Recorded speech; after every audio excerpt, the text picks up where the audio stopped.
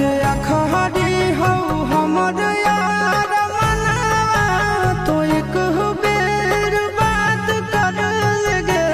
आगे सुना यारवा हो भरती पटनवा में आके मुलाकात कर लगे आगे सुना यारवा हो भरती पटनवा में आके मुलाकात कर लगे आगे चली जाइबौ छोड़ी के दुनिया विदाई अपने हाथ कर लगे